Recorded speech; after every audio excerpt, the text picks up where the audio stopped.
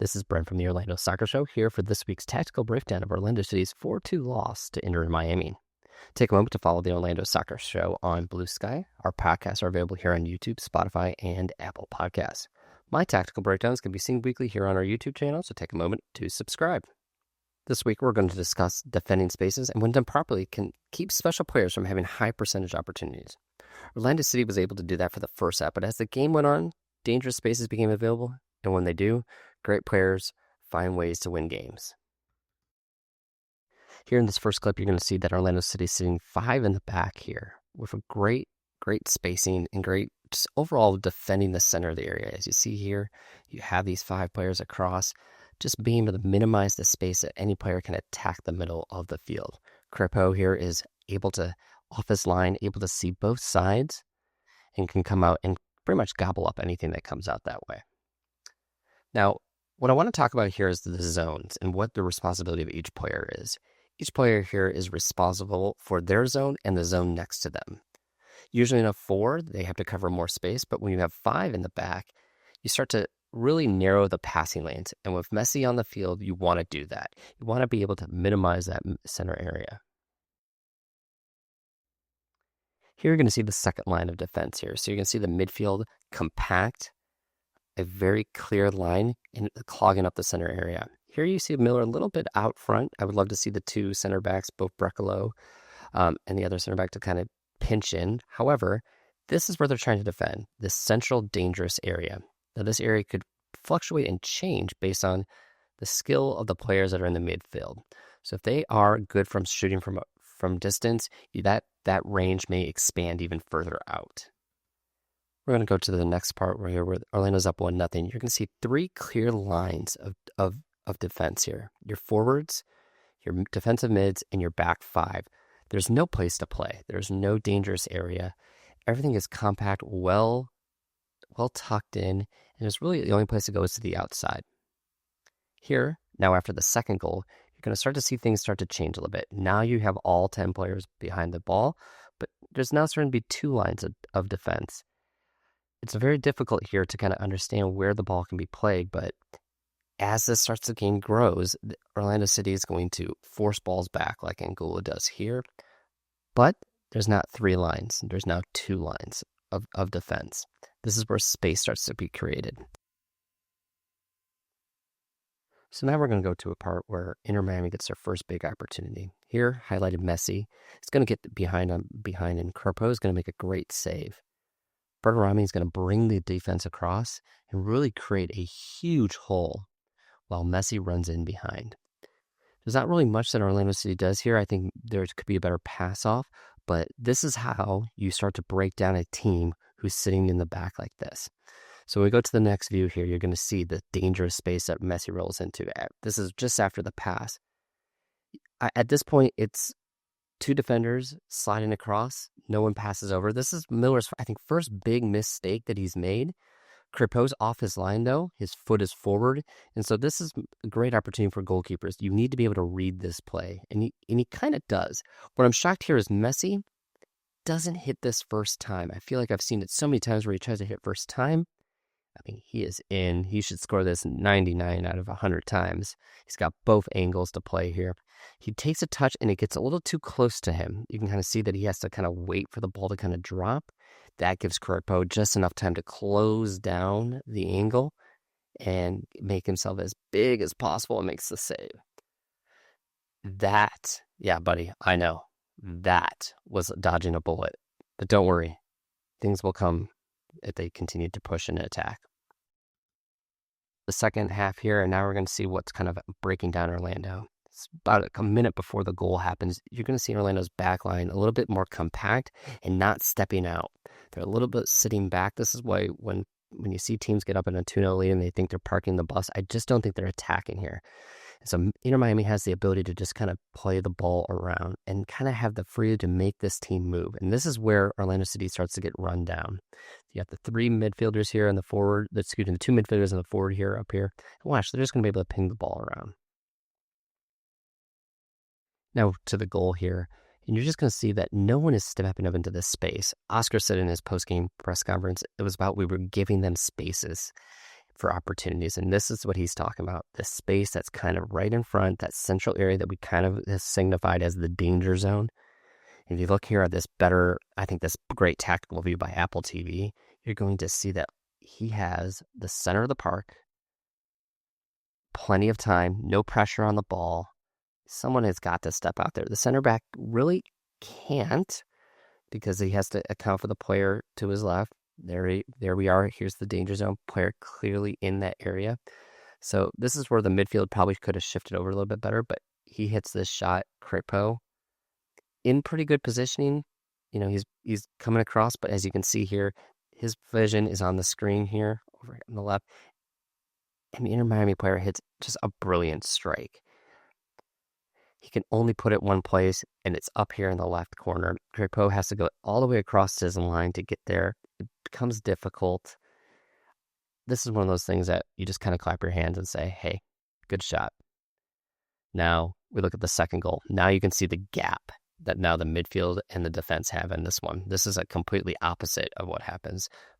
This is what started to happen. Your midfield is not connected with your back line, and your back line needs to step up, or your midfield needs to drop back. You cannot allow for that space in between the two. And of course, here's what Inter Miami does. They're going to move the ball around, be patient, and they're going to attack that space. Try to draw people out of position. So as you can see here, Maguire is tracking back.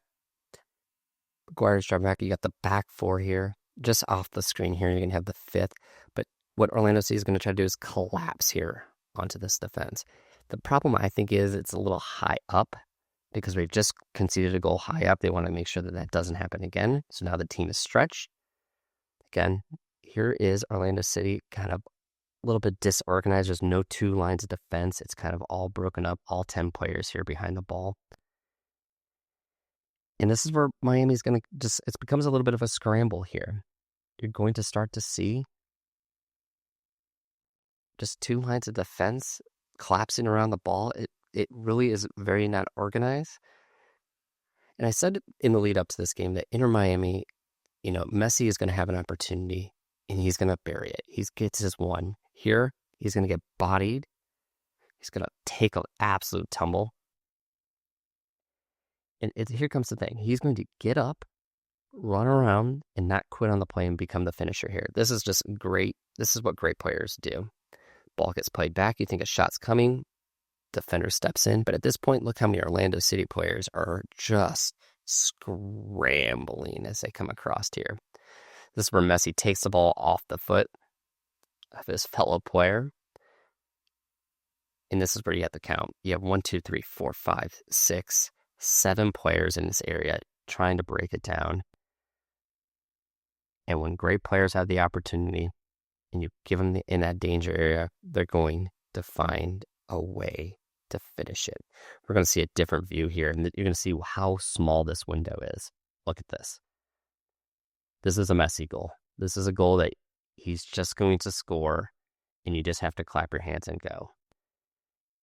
Nothing terribly poor on this defending. He just hits a perfect window. There are 4 Orlando City players around the ball. You have someone going out to contest. Kripo has a good vision on the ball. He's ready. And Messi puts it in the only spot you possibly can and only he can do. And he buries it in the top left corner. Nothing that Kripo can do about that.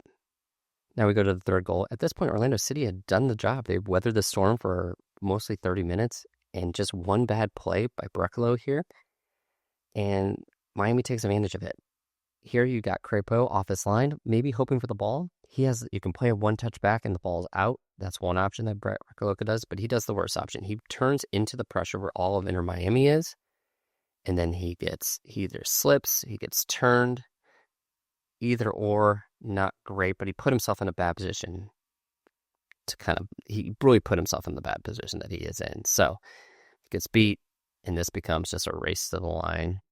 Great job coming across here by Iago coming in as a sub. He gets to the corner of the 6 where he needs to be to kind of block that, and it just falls to Miami in just the right spot. Nothing, again, one mistake, turnover in your defending third, and you get punished. And that's what good teams do. let's talk about the Messi free kick. This is less about, I think, Messi's finish, but more about Crépeau and his wall setup. Take a look here. You've got 4 on the wall, and it just looks like it's not even lined up on a post. Usually you want to line it up on a post, maybe give it a player and a half. But from a left-footed shooter, he's got one option. And if Messi has that option, he's going to take it 9 out of 10 times.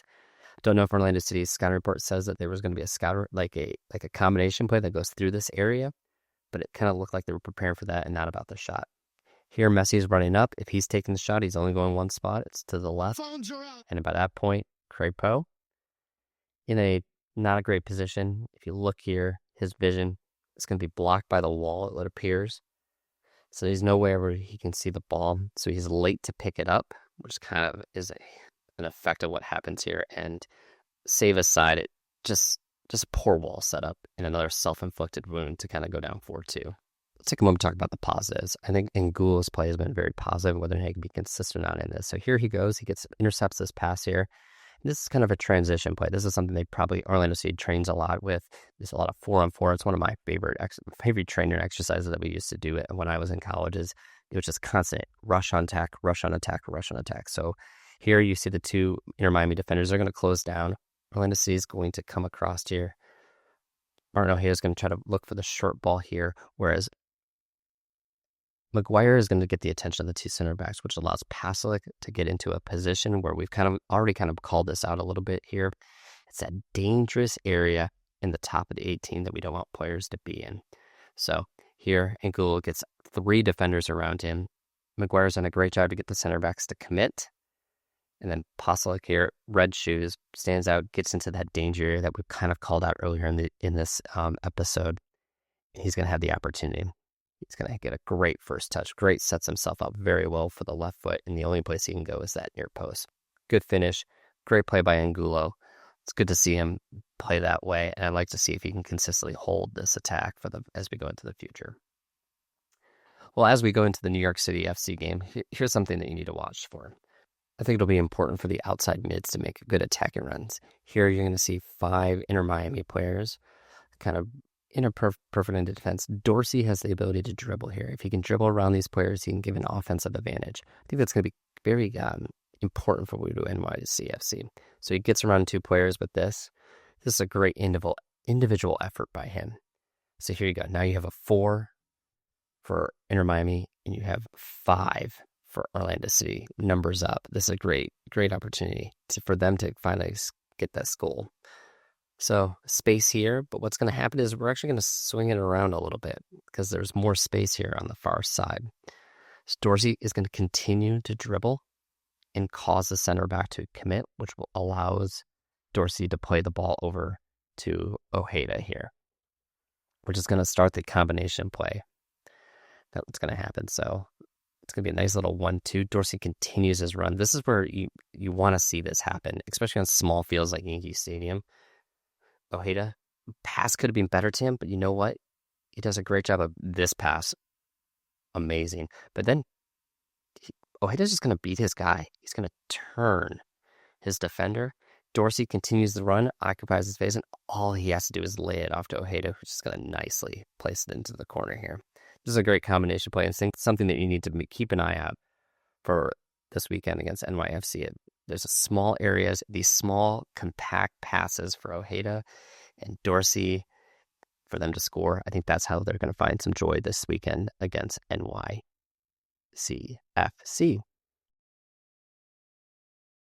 Hope you enjoyed this tactical breakdown, the Inter Miami Orlando City game. Again, remember to follow us on Blue Sky and YouTube. The podcast is available at Spotify and Apple Podcasts, or where you find your podcasts. We'll see you next week, and when we review the game against NYCFC and Orlando City.